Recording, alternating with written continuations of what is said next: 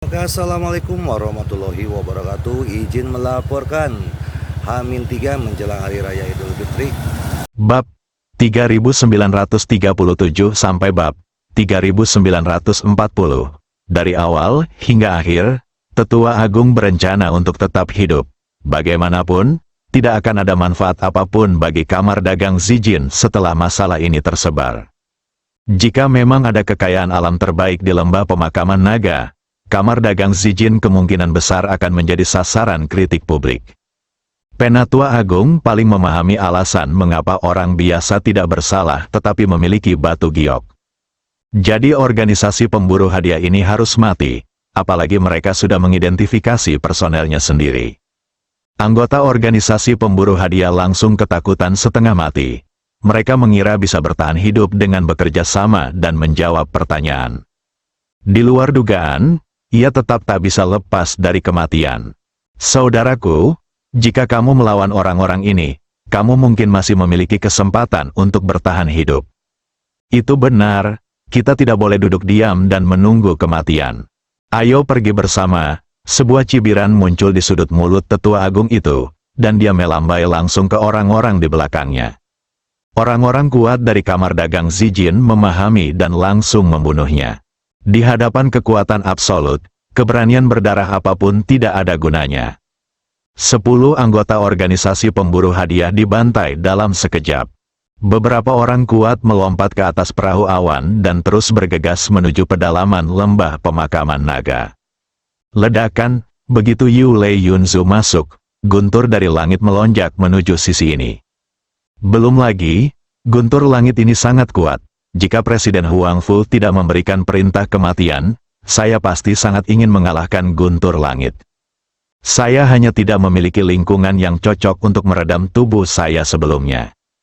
Lupakan, ayo, melawan guntur pasti akan membuang-buang waktu. Tetapi Presiden Huangfu ingin kita bertarung dengan cepat.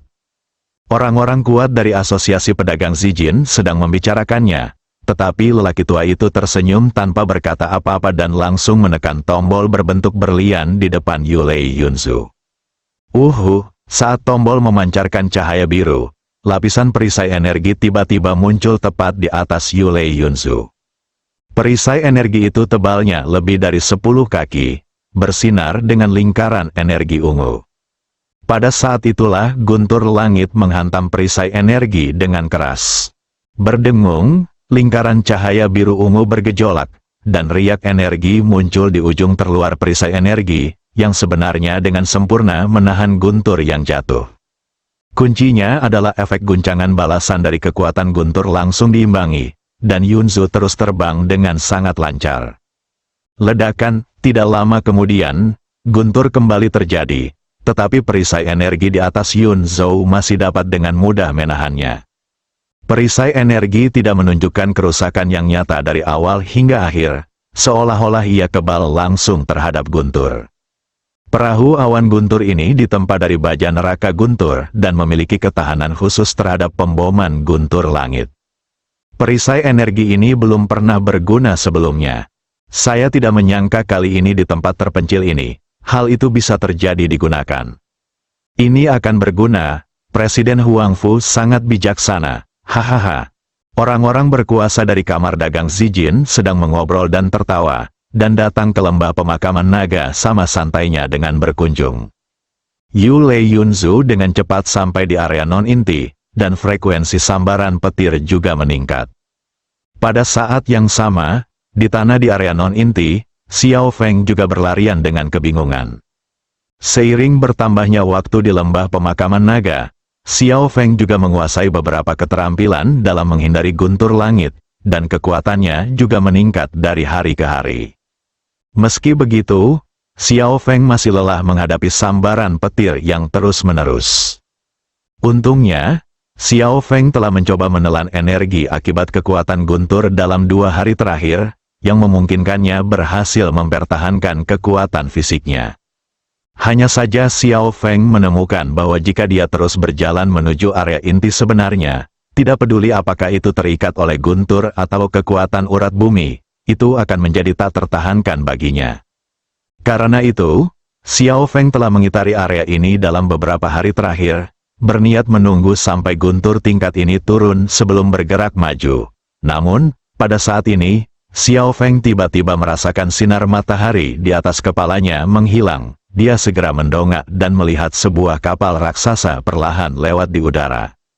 Apa ini? Xiao Feng terkejut. Yang lebih mengejutkan Xiao Feng adalah ketika petir setebal tangki air menghantam Yun Zhou. Hal itu dengan mudah diimbangi oleh perisai energi. Benda ini terlalu kuat, ia bahkan tidak bisa mengguncang guntur langit dua warna. Xiao Feng sangat terkejut. Masih banyak aura menakutkan pada benda ini. Xiao Feng buru-buru menjalankan keterampilan persembunyiannya untuk menutupi auranya dengan sempurna. Dia awalnya berpikir bahwa dia akan terhindar dari sambaran petir dan terekspos. Tetapi apa yang terjadi selanjutnya membuat Xiao Feng tidak terduga.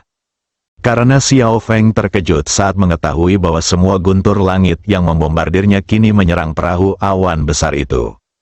Benda ini adalah penangkal petir bagiku. Tidak hanya itu, bahkan kekuatan pengikat urat bumi telah lenyap. Apakah mereka semua tertarik pada kapal terbang ini? Dengan pemikiran ini, Xiao Feng buru-buru mengikuti Yun arah kemana perahu itu menyapu. Aneh rasanya mengatakan bahwa kapal terbang besar ini terbang sangat cepat pada awalnya, tetapi sekarang ia melambat secara serius. Tidak butuh waktu lama bagi Xiao Feng untuk menemukan jejak dari kejauhan. Sisi lain, di perahu awan, orang-orang kuat dari Asosiasi Pedagang Zijin juga sedikit terkejut saat ini. Apa yang terjadi? Yulei Yunzu tiba-tiba melambat sedemikian rupa. Kekuatan penarik ini sepertinya datang dari bawah tanah. Mungkinkah ada semacam kekuatan khusus di bawah tanah? Lembah pemakaman naga cukup jahat. Ah, mengapa kamu panik? Bukankah kamu jatuh lebih cepat? Tutup mulut gagapmu. Orang-orang kuat dari kamar dagang Zijin juga mengerutkan kening. Dia awalnya berpikir bahwa akan sangat mudah dan rahasia bagi Yulei Yunzu untuk memasuki pedalaman lembah naga terkubur. Bagaimanapun, guntur langit pada dasarnya tidak efektif melawan baja neraka guntur. Namun, setelah memasuki area non-inti ini, Yunzu merasakan gaya tarik yang sangat kuat. Dan gaya tarik yang menakutkan ini jelas berasal dari tanah, dan bahkan secara langsung menyebabkan kurangnya kekuatan Yunzu. Turunkan ketinggian penerbangan dan coba hemat bahan bakar Yunzu, Tetua Agung memberi perintah. Orang kuat yang mengemudikan Yunzu mendorong tuasnya, dan Yulei Yunzu langsung turun beberapa kaki tingginya, akhirnya menambah kecepatan terbangnya sedikit. Tetua Agung dapat dengan jelas merasakan bahwa gaya tarik di bawah tanah dan guntur langit membentuk sebuah momentum, seolah-olah mereka akan menghancurkan Yunzu sepenuhnya. Sepertinya seluruh lembah pemakaman naga telah memasuki medan energi. Begitu ada benda asing yang memasukinya, benda itu akan menjadi sasaran kekuatan urat bumi dan guntur langit. Yang lain mengangguk setuju. Mereka juga telah memasuki jadi lain dan reruntuhan yang kuat, dan medan energi serupa bukanlah hal yang aneh. Tanpa terlalu banyak kejutan atau keraguan, semua orang terus menaiki perahu awan dan melanjutkan perjalanan jauh ke lembah pemakaman naga. Pada saat yang sama, ketika Ye Junlin sedang menempa dua senjata yang tiada taranya, dia telah menyadari bahwa seseorang telah memasuki area non-inti lembah pemakaman naga. Dan kekuatan ini cukup kuat, dengan lebih dari 10 orang di dalamnya, dan keseimbangan energi di area ini hancur secara alami. Ledakan, guntur di sekitarnya tiba-tiba menjadi ganas, dan kilat serta guntur terdengar seperti akhir dunia. Namun, agar tidak terpengaruh oleh penempaan artefak, Ye Junlin langsung menarik kekuatan urat bumi dan kekuatan guntur langit. Kebetulan kekuatan kekerasan ini dapat digunakan untuk meredam artefak, menjadikannya membawa pesona Tao alami yang lebih kuat. Justru karena tindakan Ye Junlin, Yulei Yunzu memasuki area inti tanpa bahaya apapun. Jika tidak, mengingat keganasan kekuatan petir di lembah pemakaman naga, Yunzu mungkin tidak akan bisa bertahan lama sebelum dihancurkan. Apalagi ditambah dengan kekuatan urat bumi yang mengerikan, akan terkoyak-koyak. Tidak butuh waktu lama bagi Yulei Yunzu untuk mencapai area terluar dari kolam dingin yang kering, menghalangi langit dan matahari. Yunzu terbang perlahan ke sekitar kolam dingin di lembah pemakaman naga. Meskipun Ye Junlin telah menarik sebagian besar kekuatan guntur langit dan kekuatan bumi untuk menempa senjata ajaib yang tiada taraf. Namun di area inti ini, kekuatan kedua pihak masih terlalu menakutkan, dan kecepatan penerbangan YUNZHOU hampir lambat. Di perahu awan, Tetua Agung dan sekelompok orang kuat dari Kamar Dagang Emas Ungu segera menemukan beberapa sosok di dekat Hantan. Terutama ketika mereka melihat harta karun terbaik menumpuk di pantai dan dua senjata tak tertandingi melayang di udara, emosi mereka langsung mendidih, tulang dewa tertinggi, teratai api, bunga pengikis tulang akhirat, dan, apa yang kulihat, semuanya adalah material surgawi dan harta duniawi berkualitas tinggi. Kami pedang ilahi Zongzong dari Kamar Dagang Zijin jauh tertinggal. Omong kosong. Fenomena langit dan bumi di lembah pemakaman naga disebabkan oleh dua senjata ilahi yang tak tertandingi. Ini langit dan bumi memiliki kualitas tertinggi meskipun ditempatkan di Kamar Dagang Zijin. Kami benar-benar menghasilkan banyak uang kali ini. Para penguasa Kamar Dagang Zijin hampir menangis kegirangan. Harus dikatakan bahwa mereka juga merupakan veteran berpengalaman, terutama mereka yang berada di puncak Kamar Dagang Zijin. Mereka juga telah melihat banyak harta karun alam dan senjata ajaib yang tiada taraf. Tetapi ini adalah pertama kalinya dalam hidup saya melihat harta karun alam, harta duniawi, dan senjata ajaib yang tiada taranya dengan tingkat dan keluaran ini. Ibarat orang terkaya di suatu desa tiba-tiba melihat kekayaan yang dimiliki orang terkaya di dunia, dan kognisinya langsung terbalik. Dampak visual dan mentalnya tidak dapat diungkapkan dengan kata-kata. Lihat pria itu, dia sepertinya sedang menyempurnakan senjata ajaib yang tiada taraf. Salah satu orang kuat dari Kamar Dagang Zijin tiba-tiba berkata. Yang lain melihat ke arah tubuh kurusnya, dan dengan penglihatan mereka dapat dengan jelas melihat seluruh proses Ye Junlin menempa senjata ajaib. Dia melihat pistol dan busur melayang di angkasa di depan Ye Junlin. Dan kualitasnya bahkan tidak lebih buruk dari pedang dan pedang di sana. Keterampilan menempa orang ini terlalu menakutkan. Dia benar-benar bisa menempa dua senjata tak tertandingi pada level ini pada saat yang sama. Off-War mungkin tidak bisa berbuat lebih baik, benar? Dan melihat ekspresi santai di wajahnya, sungguh luar biasa bahwa dia tidak terpengaruh oleh kekuatan yang begitu menakutkan. Master adalah aset yang berkelanjutan dan berharga. Ini benar-benar perjalanan yang berharga. Orang-orang kuat dari Asosiasi Pedagang Zijin sangat terkejut, dan beberapa dari mereka sudah bersemangat untuk melompat dari perahu awan untuk mengambil harta surga dan bumi. Bahkan tetua yang hebat tidak bisa menyembunyikan kegembiraannya. Dia menatap ke arah Ye Junlin dengan mata membara. Menurut pendapat Tetua Agung, ahli tempat terbaik seperti Ye Junlin adalah kekayaan yang sesungguhnya. Selama dia dikendalikan, itu setara dengan menguasai persenjataan daging manusia yang tiada taraf. Selama materi surgawi dan harta duniawi tersedia dalam jumlah yang cukup, berapa banyak senjata ajaib tiada taraf yang Anda inginkan? Berapa banyak sekte teratas yang memiliki semua harta surga dan bumi tetapi tidak dapat menemukan senjata ajaib yang tiada taranya? Justru karena itulah Dewa Perang begitu populer di kalangan reruntuhan Kunlun. Dengan level pedang ini, bahkan di antara sekte-sekte tersembunyi itu, aku khawatir pedang itu akan dianggap sebagai senjata ajaib untuk menekan agama. Siapa orang ini, yang sebenarnya memiliki keterampilan menempa yang luar biasa? Bukankah ini Dewa Perang? Aku tahu dia adalah monster tua. Yang jatuh ke tangan sekte lain, kita harus menangkapnya hidup-hidup kali ini. Tetua itu mengambil keputusan dan melambai kepada pengemudi Yunzu. Setelah beberapa saat, Yunzu perlahan mendarat, dan akhirnya berhenti dengan mantap tidak jauh dari Hantan tempat tumpukan harta surga dan bumi. Boom, Yunzu mengeluarkan suara keras saat mendarat, yang disebabkan oleh kekuatan urat bumi yang tertahan secara tiba-tiba. Namun, banyak orang kuat dari Kamar Dagang Zijin tidak memperhatikannya. Perhatian mereka terfokus pada harta surga dan bumi serta senjata ajaib yang tiada taraf.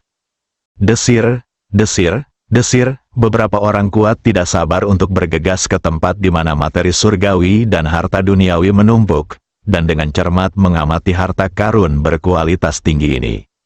Setelah memastikan tingkat dan jenis harta karun alam dan duniawi ini, semua orang langsung berseri-seri dengan gembira.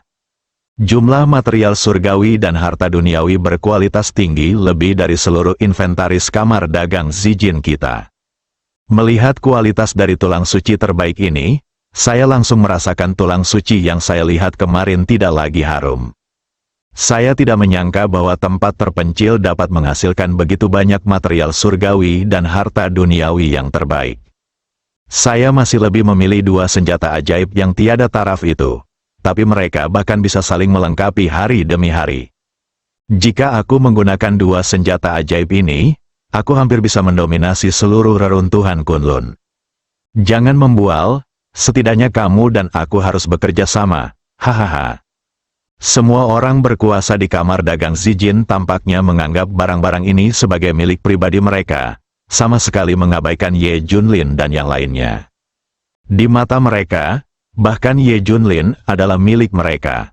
Adapun dua remaja putri yang berpenampilan menarik, namun tingkat kultivasinya terlalu berjauhan, mereka adalah pilihan yang baik sebagai pelayan. Melihat kedatangan banyak master yang tiba-tiba, mata Murong King Sui penuh ketakutan. Gongsun Yuing juga tidak sekuat itu. Dia dapat dengan jelas merasakan bahwa bahkan yang paling lemah di antara orang-orang ini dapat menyaingi penguasa istana. Khususnya, kekuatan lelaki tua berjubah hitam yang menjadi pemimpinnya sungguh tak terduga. Meski terlihat biasa saja, ada rasa penindasan yang menyesakkan dalam gerakannya. 17 orang kuat dengan tingkat kultivasi di atas penguasa istana api ilahi matahari dan bulan, dan senjata di tangan mereka juga berada pada tingkat senjata kuasi ilahi. Tim ini dapat dengan mudah menghancurkan sekte besar manapun, setidaknya itu di tingkat istana api ilahi matahari dan bulan, itu bisa dihancurkan dengan menjentikkan jari. Bisakah tuannya melawan? Gongsun Yuing sedikit panik, dan matanya beralih ke Ye Junlin tanpa sadar, tapi dia melihat bahwa yang terakhir masih fokus pada menempa senjata ajaib yang tiada taranya. Kedatangan tamu tak diundang ini seolah tidak diperhatikan. Tetua Agung tidak terburu-buru menyela, dan bahkan memerintahkan orang lain untuk diam untuk sementara waktu. Menurut pendapat Tetua Agung, Ye Junlin berada pada saat paling kritis dalam menempa senjata ajaib. Jika dia diganggu, kemungkinan besar akan menyebabkan kehancuran senjata ajaib tersebut. Setelah beberapa saat, Ye Junlin menyelesaikan pekerjaannya dan menempa busur dan tombak, memicu fenomena aneh lainnya di dunia. Beberapa guntur langit berwarna jatuh, nyala api urat bumi meledak, dan energi ungu datang dari langit, seolah-olah memuja dua senjata tiada taraf yang baru diproduksi ini. Tombak, busur, pedang, dan pedang bergema satu sama lain, dan kekuatan guntur langit dan urat bumi di seluruh kolam dingin menjadi gila lagi. Wajah para anggota kuat kamar dagang emas ungu dipenuhi dengan keterkejutan dan kegembiraan. Tampaknya level senjata ajaib ini jauh lebih berlebihan dari yang mereka bayangkan. Saat pertama kali keluar, mampu menimbulkan fenomena aneh di dunia. Hanya dengan pengalaman pribadi Anda akan memiliki perasaan yang lebih kuat.